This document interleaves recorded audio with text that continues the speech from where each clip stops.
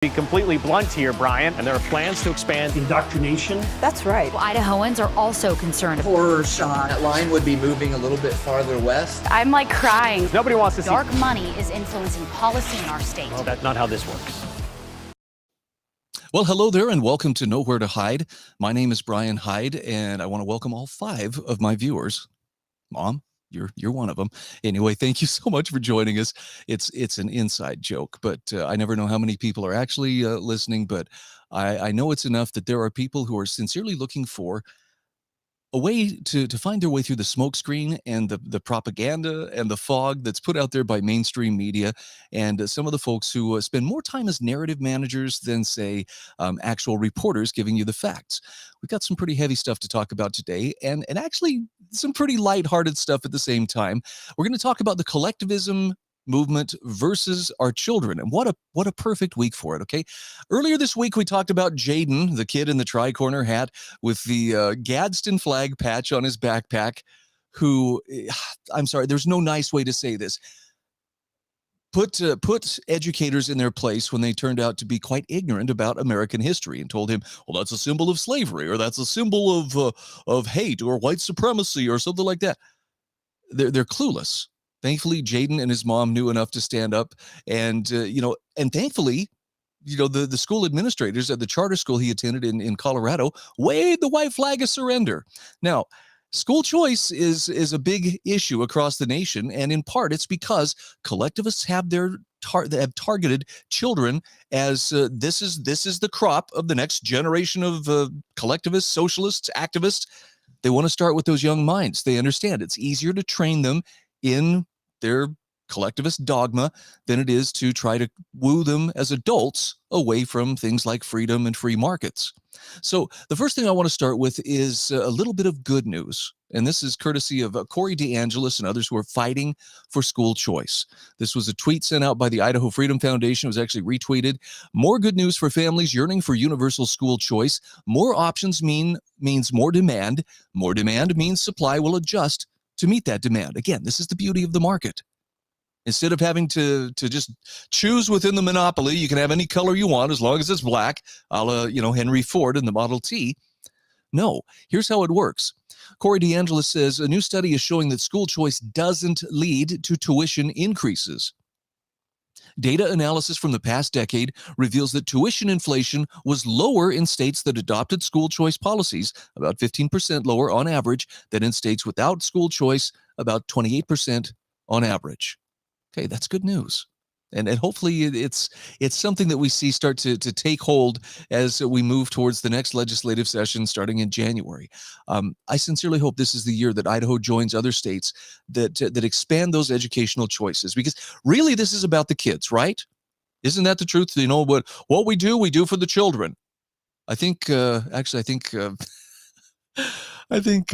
Nicochia with the Idaho Democratic Party seems to have something of that idea, talking about the recall election in West Bonner County. By the way, they did recall the 2 board members who were part of 3 that voted to institute Brandon Durst as superintendent. So 2 of those members are out. The far right's loss in West Bonner is a win for kids, says Nicochia. Wow, those kids must be ecstatic. Oh, what, they're not even aware of it?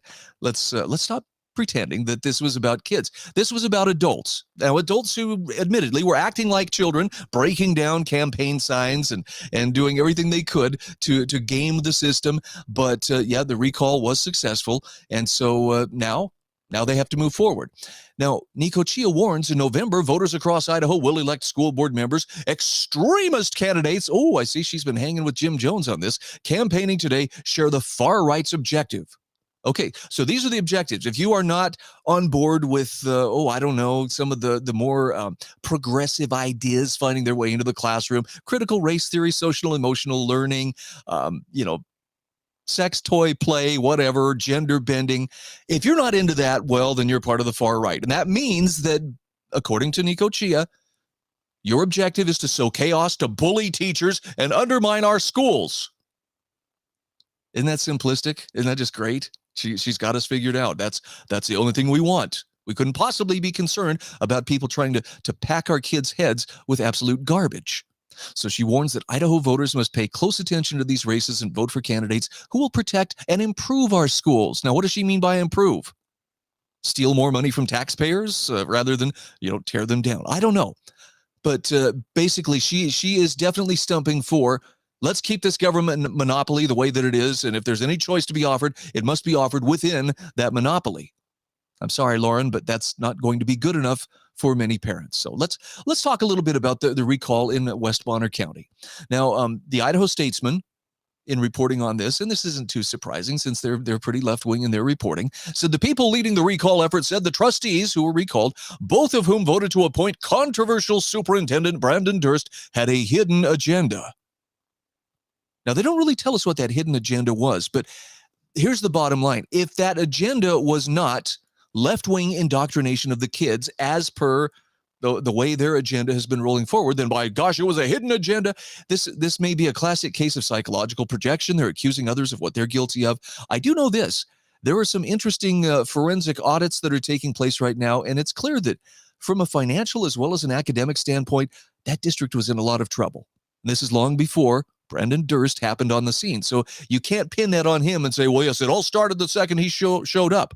No, it sounds more like he's threatening to uncover some dirty dealings, or do I dare say hidden agendas that certain people on the left really don't want to see exposed. Now, if that's the case, I really hope that they are exposed. But nonetheless, it means that there's going to be some, rearranging taking place. We'll see how that plays out.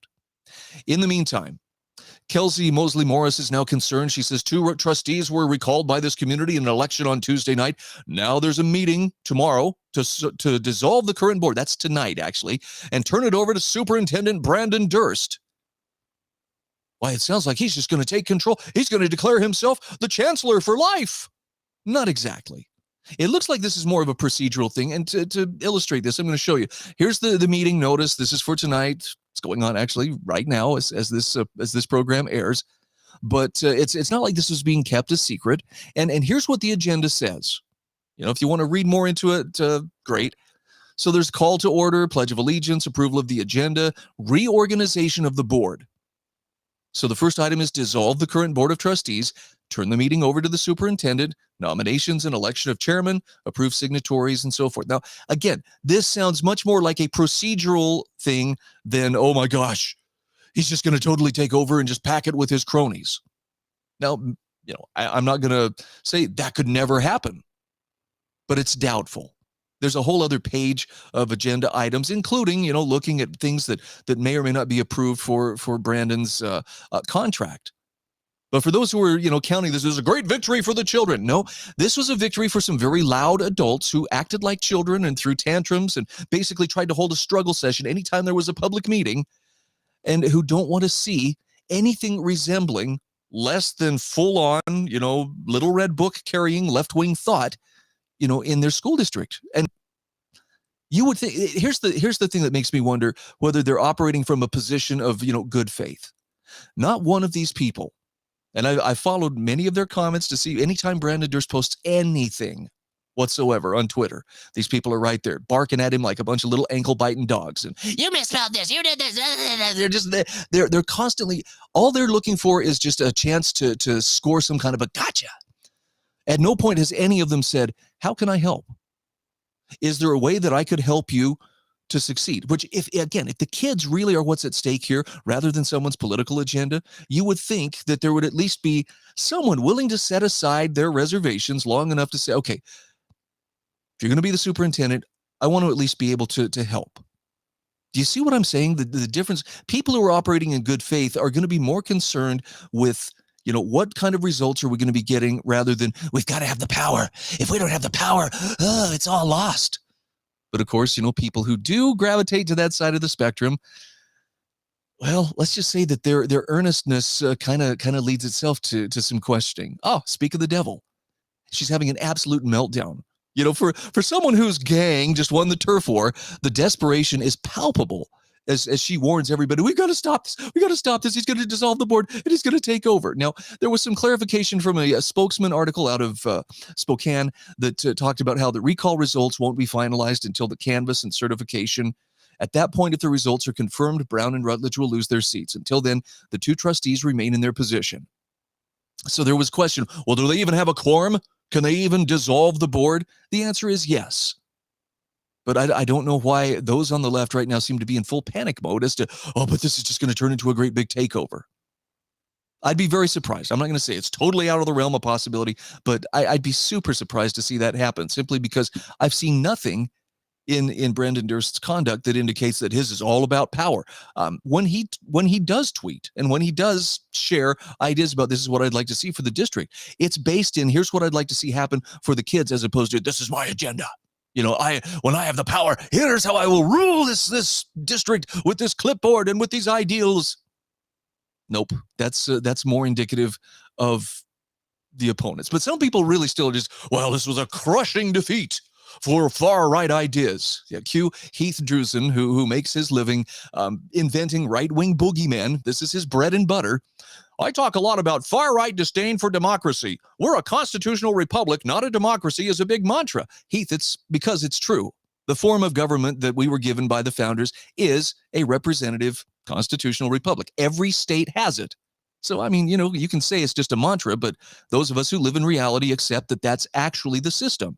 Far-right ideas lack popular support, so you'll see end-arounds like this when voters reject them. Here, after a crushing defeat of far-right school trustees. I mean, this is his whistling past the graveyard to make himself feel better. Now, what he calls far-right disdain for democracy is actually love for and support of personal freedom, freedom of conscience, free markets, limited government. Oh, that's just far-right disdain. Well, it's because democracy is deficient to all of those things. Democracy is nothing more than a mob where 50% plus one get whatever they want. I mean, I'm sorry to put it in such blunt terms, but can you show me, Heath, anywhere where the founding fathers in their crafting of the Constitution, in the Federalist Papers and the Anti-Federalist Papers, where they argued for its ratification, where they touted democracy as the goal, or where you can even find such a word within the Constitution itself? Good luck, by the way. You're going to need it to find that documentation. But in the meantime, our democracy, blah, you know, okay, you know, whatever makes you feel better. Just understand that democracy is a word that is very flexible in the minds and hands of people who are coming at it from a leftward perspective. By the way, tip of the hat to James Lindsay for pointing this out. Our democracy means unity, as Mao used it in his famous unity, criticism, unity formula. Start with a desire for unity in our democracy, but there are threats to our democracy that must be criticized and struggled to arrive at a new unity under democratic centralism. Now, I get you. This is a lot of collectivist blah, blah, blah, but sometimes it helps to know, you know, what your enemy is saying. And in this case, Mao, who I think we could safely count as an enemy of freedom, says this unity of democracy and centralism, of freedom and discipline, constitutes our democratic centralism. Under this system, the people enjoy broad democracy and freedom, wink, wink, but at the same time, they have to keep within the bounds of socialist discipline. You want to make the case for me that Mao was actually someone who was on the side of freedom? I don't think that's the case. And when you talk about, you know, why are people fighting so hard? Why is Lauren Nicochia saying that, well, this is a victory for the kids? It's a victory for those who want unfettered access to the kids in order to indoctrinate them in left-wing dogma. Plain and simple. And again, the big win this week wasn't in West Bonner County. The big win this week was a young man with a Gadsden flag sticker on his backpack who got by school officials because he was violating something that our democracy just can't handle. There you go. One smaller government is racist, or so we're told. Isn't that the answer to everything? If it's something we disagree with, well, then it's got to be racist. So it's got to have parents wondering, what do you do? Do you want your kids to have to show up to school knowing that if they espouse traditional values, if they believe in right and wrong, if they believe in freedom, they're going to be invited to a struggle session? Here's what a modern struggle session looks like. Everybody else is peeing in the pool, but boy, look at them ridicule the guy who isn't. Wow, look how out of step he is. Again, this is just a brilliant representation of what a modern struggle session looks like.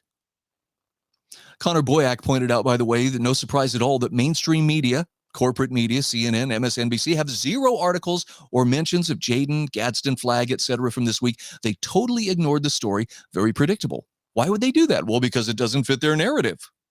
I mean, it's a pretty interesting story, even from a human interest standpoint. There's CNN's headline, or the CNN's website, rather. Search it up, Gadsden flag. Nope, nothing to see here. All right, well, let's check out MSNBC. Nope, no results. Down the memory hole. This thing never happened. It's an unstory in the lexicon of Orwell. And where is it all headed? I mean, can we trust the media for the things that they do tell us? After all, this was back in 2020 when statues started coming down, right? Remember that summer of unrest? Well, we better take down these statues. Looks like some people are upset about them. NBC News told us, well, statues of Washington and Jefferson aren't next. They're not going to take them down, but it's complicated, historians say. All right, well, as long as they're assuring us that, those aren't going to be taken down next. Oh, wait, what's this? This is from the New York Post. Turns out that maybe they weren't playing quite as straight with this as they pretended. Thomas Jefferson's statue removed from City Hall. This is in New York after 187 years. By the way, they haven't slowed down on this. I mean, now they're going around and removing, Confederate grave markers. For crying out loud, it's somewhere, I think it was at, where was it? It was at Washington and Lee University. They actually removed a plaque honoring Robert E. Lee's horse, Traveler. I mean, look, I'm all for, hey, let the past be the past, but this sounds a lot like we're rewriting things. This is the ministry of truth at work. Never thought we would see it quite this way. Nevertheless, again, back to James Lindsay. Here's another thing considered a threat. Mama bears are women in extremist organizations, according to the Sacramento Bee. So when parents do push back, and the whole reason Jaden with his tricorner hat was able to push back was because his mom stood behind him. They organize in homeschooling pods. Oh my goodness, and that's a target that they're preparing to attack. Now, don't take James Lindsay's word for it. Let's look at some of the people who are actively going after these extremists. The women in extremist coalitions call themselves Mama Bears. They organize homeschooling pods and plan public protests against mask requirements and COVID-19 shots for students. Gee, I wonder why. Could it be because those requirements don't work? They don't protect people? They don't keep you from getting or sharing the virus? Just asking. They show up en masse to state houses, school board meetings, and city halls to fight against critical race theory and, the scare quotes, liberal agenda.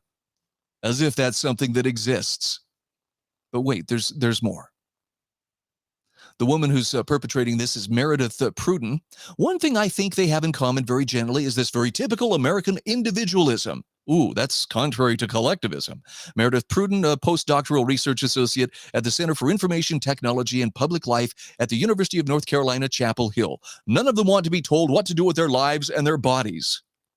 Now, I would bet money that Pruden is likely an advocate for abortion. Just a guess, but she'd probably be pretty firm on women's rights about, oh, you shouldn't have to be, doing what somebody tells you to do with your body. But for some reason, here's that weird disconnect, except when it involves COVID, and then you have to.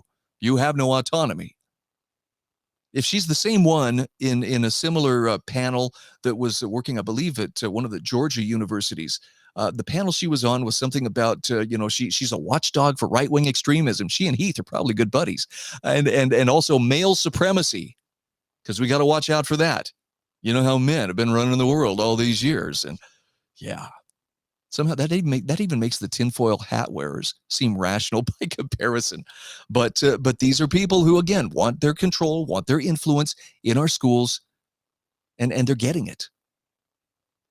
None of them want to be told what to do with their lives and with their bodies. Okay, so how far are we willing to go with this? Well, look at this. The Council of State Governments, or CSG, is now partnering with the Department of Defense and the National Association of School Psychologists to support the mobility of licensed school psychologists through development of a new interstate compact. This additional pathway will facilitate multi-state practice among member states. Why do we need so many psychologists in our schools? You do realize that there was a time in our nation's history where if you needed to call a character witness in court, what you would do is you would reach out to your clergy member, and your clergy member could come and testify on your behalf as to your character. Nowadays, we don't believe in clergy members. After all, it's just superstition. Yeah, nobody can believe that. We call psychologists. It's a branch of medicine that has partnered with the state, and it's actually been that way for quite some time.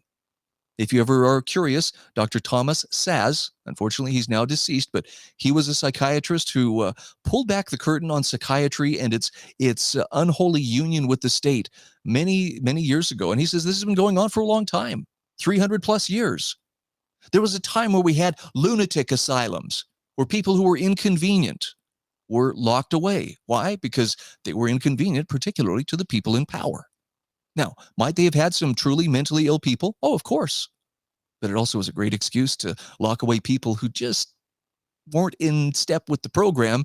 And by the way, the communists, particularly under the Soviet system, they were all about that. Even under Mao and the red communists in China. Well, you've got to get your thinking right. You're mentally ill if you're not on board with the party. This is what the struggle sessions were all about in the first place. So when we talk about the pushback against collectivists at schools, they take it very personally because they know this is very fertile ground for planting their seeds of activism and left-wing ideology. And they don't want to see that. And when they see symbols of freedom or symbols of resistance, especially organizing to resist coercion, which is always the hallmark of collectivism, they take it very personal. Now, I'm going to apologize in advance if you find this next cartoon a little bit crass, but it illustrates a good point. Here we have a teacher in front of the class. Now let's review. Butt plugs and dildos are for play. Packers are for creating a penile bulge in, and she spots the kid's backpack. Based, oh, there's the Doge, there's the Bitcoin symbol, there's the Gadsden flag, and gasps as she holds up the sex toys. You can't bring that into the classroom. Like most satire, it's funny, but it also has a little bit of a sting to it because there's truth. There are people who would defend sex toys in the classroom, but not symbols of freedom because that's subversive. It's dangerous to, say it with me, our democracy. Blah. Okay.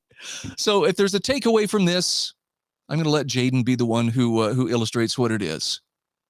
Become ungroomable. If you're a parent, help your children. Become ungroomable. Grandparents, neighbors, aunts, uncles, concerned citizens.